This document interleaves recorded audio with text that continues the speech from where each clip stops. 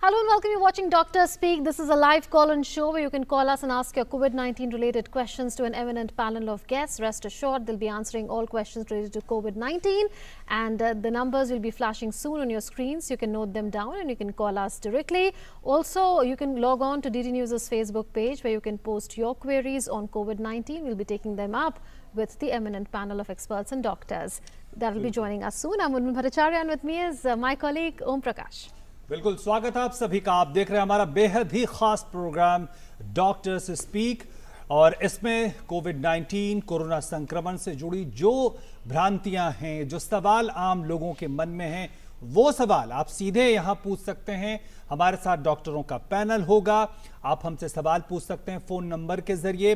Phone number आप अपनी television screen पे देख पा रहे होंगे। इसके अलावा हमारे फेसबुक पेज पे जाकर वहां जो है आप सवाल रख सकते हैं अपने। उन सवालों को हम अपने डॉक्टरों के पैनल से जानने की कोशिश करेंगे। तो हालांकि कोरोना कोविड-19 को लेकर एक लंबा वक्त हमने देखा है, लेकिन इसको लेकर सवाल जो हैं वो भी लगातार बढ़ते जा रहे हैं।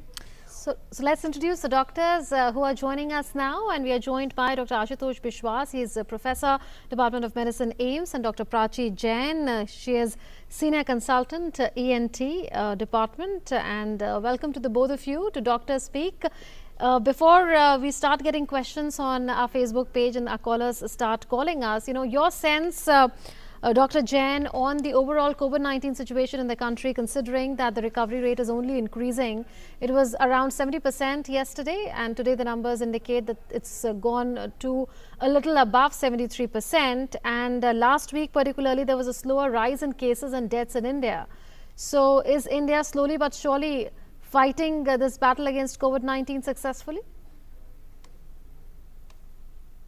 The number of people who are being captured by the tests have increased.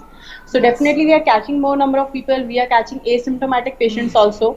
So recovery rate uski wajah se bada hai, and the number of patients who are coming out of it is increasing. But we also have to consider कि बहुत सारे patients like in Bombay and Maharashtra we are seeing कि even if they are recovered fully they require oxygen, there is oxygen requirement and patients को pulmonary fibrosis हो जाता है, जिसकी वजह से the overall cost of living is increasing. So we are definitely improving but we need to do it even better. बिल्कुल. और doctor Ashutosh विश्वास भी हमारे साथ जुड़े हुए हैं.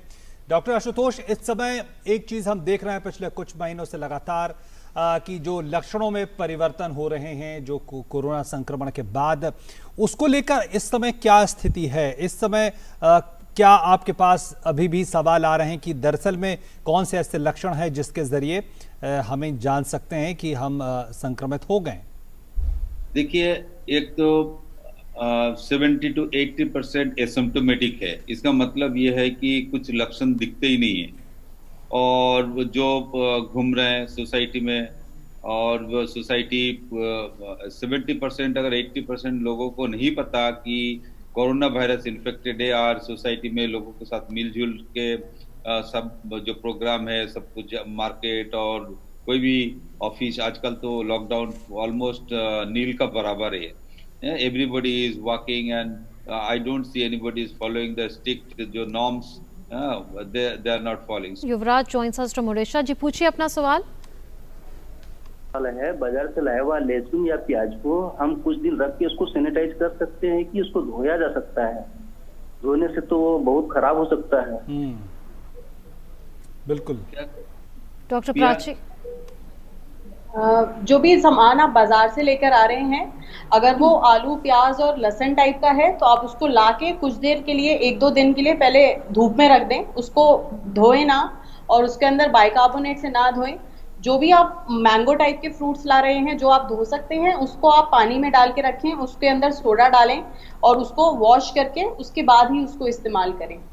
तो इसका मतलब जिसको डॉक्टर प्राची जिस चीज को धोया जा सकता है उसको धोने के तुरंत बाद भी इस्तेमाल किया जा सकता है, ये कर सकते हैं? हाँ, मतलब उसको अच्छे से धोएं, उसको अच्छे से बाइकार्बोनेट के पानी में पहले 2 घंटे, 1 घंटा, 1.5 घंटा भिगो के रखें और उसके बाद उसको निकाल के एक बार और वॉश करके उसके बाद आप इसको इस्तेमाल कर सकते हैं.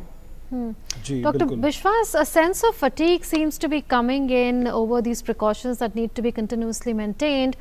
what is perhaps required is a change of outlook and a change of behavior, and what is required is to accept that these times have changed and the times are here to stay, and we need to change our living habits. But as you said that not everyone is following the precaution that they are required to follow, how to break the sense of fatigue so that people feel a sense of realization all over again that the battle is not over yet and that they need to do their bit if the country has to fight this out to the finish. This is no billion-dollar questions that when this COVID is going to be end, when it's going to have a sunset. So everybody is waiting for that, but I don't see immediate there is any sign of decreasing. That we are not expecting that immediate there is a decline. It is always when there is a peak, and it takes time to gradually settle down.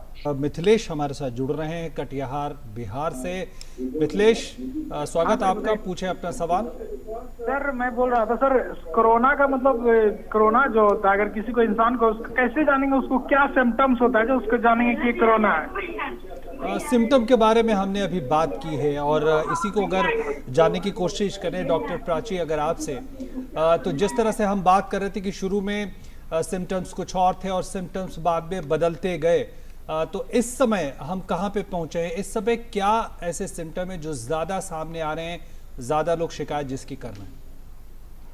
जैसे doctor विश्वास ने already बताया कि mainly respiratory symptoms थे जो शुरू में सिर्फ फ्लू के साथ, फीवर के साथ, गले में दर्द के साथ प्रेजेंट कर रहे थे।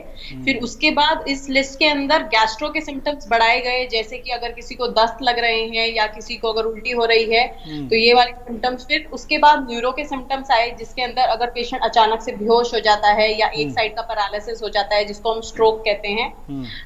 खून जमने की प्रॉब्लम में भी ऐसे पेशेंट्स प्रेजेंट कर रहे थे। अभी लेटेस्ट इस लिस्ट के अंदर हाइपरग्लाइसीमिया ऐड किया गया है, मतलब अगर कोई भी patient recently high blood sugar के साथ आ रहा है तो इसको भी हमने एक कोरोना का सिम्टम मानना है और कोरोना के लिए टेस्ट कराना है। जी, एक डॉक्टर प्राची, एक बात इसी से जुड़ी हुई, आप चूंकि ईएनटी की विशेषज्ञ हैं, क्या जिनको ईएनटी से जुड़ी समस्याएं पहले से रही है, मसलन जिनको ज़ुकाम या कहें कि जल्दी ज़ुकाम आ जाता है, या जिनको जल्दी धूल या इन सब चीज़ों से असर पड़ता है, या फिर जिनको गले में ज़्यादा जल्दी खराश आ जाती है ठंडा पानी पीने या कुछ और चीज़ वजहों से, तो आपको लगता है इनको कुछ ख़ास तरह के प्रिकॉशन रखने हैं, या जो आम प्रिकॉशन रखे जा रहे हैं कोविड के मामले में उसी को रखना है? एक्चुअली जनरली एलर्जीज इस सीजन में वैसे भी ज्यादा होती हैं, ये जो गर्मियों का और बारिशों का सीजन है, तो इसलिए हमारे पास बहुत ज्यादा पेशेंट्स आ रहे हैं कि गले में दर्द है और उनको कंफ्यूजन हो रहा है कि कोरोना तो नहीं है। अभी सिर्फ देख के और बात सुन के तो मुश्किल है ये बताना कि पेशेंट कोरोना के हैं या नहीं है, लेकिन जिनको रूटीन में ये प्रॉब्लम्स पहले भी रहती थी उनको थोड़ा और सावधान होने की जरूरत है। जैसे अभी आप लोग बात कर रहे थे, कोरोना पैंडेमिक फटीग आ गया है अब हमें। अब हमको लग रहा है कि अब हम कुछ नहीं कर सकते, अब तो भगवान भरोसे छोड़ दिया है और मार्केट घूम रहे हैं, मंदिर घूम रहे हैं, एंड सारी चीजें ही धीरे धीरे करके अब खुल गई हैं। तो इसमें हमको अपनी सावधानी, अब हमको एक नया नॉर्मल अपनाना है कि मास्क और सैनिटाइजर हमें हमेशा पहन के रखना है। मास्क को गले के नीचे ना पहने, कान पे लटका के ना पहने, सिर्फ फाइन के डर से ना पहने। मास्क को इसलिए पहने क्योंकि आपको अपने आप को बचाना है। एक जो एलर्जी से जुड़ी बातें आप कह रही थी डॉक्टर प्राची, उसमें कई मामलों में ये देखा गया है कि जिनको एलर्जी होती है, जुकाम या बाकी चीज़ें, तो कई बार वो कुछ ऐसी दवा लेते हैं जिससे वो नियंत्रण में आ जाता है। सिट्राजिन जैसी दवाएं लोग ले लेते हैं और उसके बाद वो नियंत्रण में आ जाता है। तो क्या अभी भी अगर ऐसी चीज़ें होती हैं तो उसको वही प्रैक्टिस करनी चाहिए क्या? एक्चुअली शुरू में बीच में गवर्नमेंट ने एक्चुअली सेट्राजिन का सेल बैन भी कर दिया था कि बिना प्रिस्क्रिप्शन के नहीं मिलेगा, लेकिन अब फिर से इट हैज स्टार्टेड, मतलब लोग खरीद ही रहे हैं और ले भी रहे हैं। लेकिन एजिथ्रोमाइसिन, मतलब सेट्राजिन आप ले सकते हैं, लेकिन एजिथ्रोमाइसिन या फिर हाइड्रोक्सीक्लोरोक्वीन वो बिना उसके ना लें, क्योंकि उसके अंदर बहुत सारे ईसीजी चेंजेस होने के चांसेस रहते हैं। एंड पेशेंट्स बिना मॉनिटरिंग के, उनको ये भी नहीं पता कि डोज क्या है। एंड कुछ पेशेंट्स हमको फोन करके बोलते हैं हम 2 महीने से रोज हाइड्रोक्सीक्लोरोक्विन ले रहे हैं, विच इज डेंजरस। तो अपने आप कोई दवाई ना ले, अपने डॉक्टर से मिले। अगर आपको कोरोना भी है तो उसका भी करेक्ट ट्रीटमेंट वो बताएंगे, और नहीं है तो भी उसका ट्रीटमेंट वो बताएंगे। जी बिल्कुल। As far as the surge of cases in the country is concerned, Dr. Biswas, there is a sudden surge in cases in 6 eastern and northern states in Bihar, UP, Odisha, Bengal, Jharkhand and Assam, which could well mean that because of people going back to their homes from cities, the number of cases have increased. It could also mean that with more tests taking place on the insistence of the centre and other agencies, that more cases are coming to the fore. What is your analysis of what is really happening in these northern and eastern states where the number of cases is higher than the national average in the past 23 days or so? Yeah, this is very serious issue that has taken place that during the lockdown. So all the migrant people, they traveled from the cities to their own hometown. That was really one very important transmission issue, that which really gone each and every places from city to down the line to the different states, different districts, and it has gone really up to the village level. So it was initially, it was in the city, the problem was very high level people, those who are flying groups and all, because these viruses has come from outside. So it was there in the city mostly, but it has gone because these level people, they have really carried the virus to the down level. Yeah. Anuj joins us from Bareilly. जी अनुज, पूछिए अपना सवाल. ये जो N95 mask online बिक रहा है वो corona virus के खिलाफ कारगर है क्या? हम उसे पहनकर बाजार जा सकते हैं? डॉक्टर प्राची. N95 को करेक्टली पहना जाए. एक तो ऑनलाइन अवेलेबिलिटी में थोड़ा सा इश्यू आ रहा है कि हर N95 जो बेचा जा रहा है वो करेक्टली मैन्युफैक्चर्ड है या नहीं है. अगर आप को लगता है कि वो ठीक है, उसकी फिट ठीक है और उसकी सील ठीक है, तो आप उसको पहन के मार्केट जा सकते हैं. लेकिन बहुत इंपॉर्टेंट है कि जितने टाइम भी आप घर के बाहर रहें वो आपके फेस के ऊपर ही रहे. आप उसको अगर बार बार नीचे और ऊपर करते रहते हैं या कान में करते हैं, आप उसके बाहर का सरफेस टच करते हैं, फिर आप अपनी आंख या हाथ या मुंह टच करते हैं, तो फिर इसका कोई फायदा नहीं है. तो आपको सील चेक करनी है, तो आप चश्मा पहन के उसको जब पहन लिया आपने, तो आपको ये देखना है कि उसमें फॉगिंग ना हो. अगर चश्मे में फॉगिंग नहीं हो रही है तो इसका मतलब है उसकी सील ठीक है. क्या N95 या जो भी मास्क हैं उसकी गुणवत्ता को लेकर आम आदमी कैसे संतोष कर सकता है, आश्वस्त हो सकता है? कुछ इसके बारे में कुछ गाइडलाइंस क्या, डॉक्टर प्राची?